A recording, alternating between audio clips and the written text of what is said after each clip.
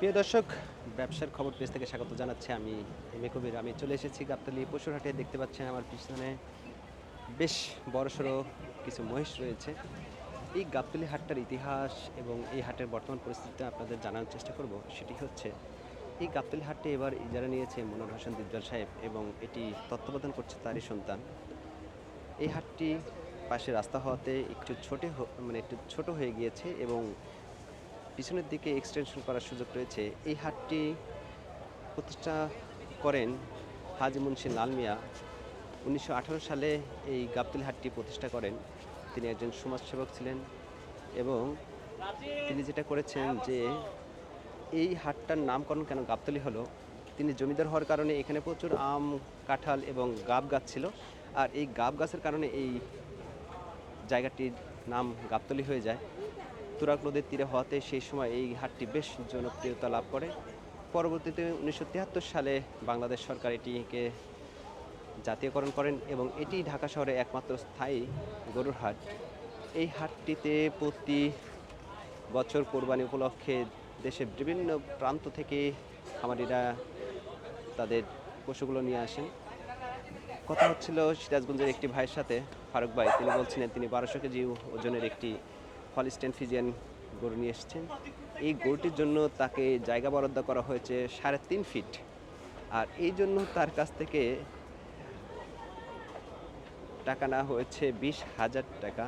আর এই হাটে যদি আপনি কোনো কিছু কিনতে চান, তাহলে আপনি যদি ১,০০,০০০ টাকার একটি গরু কেনেন, তাহলে আপনাকে ৫,০০০ টাকা এখানে হাসিল দিতে হবে। তো এই হচ্ছে গাবতলী হাটের অবস্থা।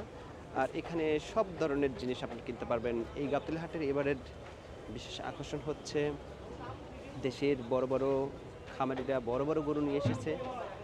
আর যারা মধ্যবিত্ত রয়েছেন তাদের জন্য অনেক দেশি গরু যেমন রয়েছে, ছাগল রয়েছে, দেশি বিদেশি অনেক ছাগল রয়েছে। ভারত থেকে আলবিনো জাতের গোলাপি কালারের মহিষ রয়েছে। সব কিছু মিলিয়ে এই হাটটি আরও দুটি আকর্ষণ হচ্ছে, এখানে উট রয়েছে, দুটি উট রয়েছে। একটির দাম চাওয়া হয়েছে ২৮ লক্ষ টাকা, আরেকটির দাম চাওয়া হয়েছে ২৬ লক্ষ টাকা। উট দুটির ওজন হবে ১ টনের উপরে। আর দুম্বা রয়েছে, দুম্বাগুলো ৪ থেকে ৫ লক্ষ টাকা দুম্বা কেনার সুযোগ রয়েছে। তো যারা এই গাবতলী হাটে আসতে চান, উট, দুম্বা, গরু, ছাগল, মহিষ কিনতে চান, তারা একজন অভিজ্ঞ লোককে সাথে নিয়ে আসবেন, কারণ অভিজ্ঞ লোক ছাড়া এগুলো কেনা খুবই মুশকিল। এখানে প্রচুর ব্যাপার স্যাপার রয়েছে।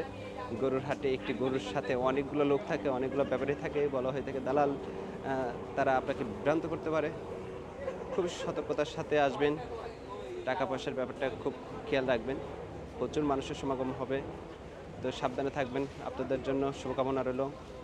খামারি এবং ক্রেতা সবাই খুব সুন্দরভাবে ২০২৪ সালের কোরবানি ঈদটা উদযাপন করুক, এই দোয়া রইল। ব্যবসার খবর পেজ থেকে আপনাদের জন্য, সকলের জন্য দোয়া রইল। আল্লাহ হাফেজ। Bye bye.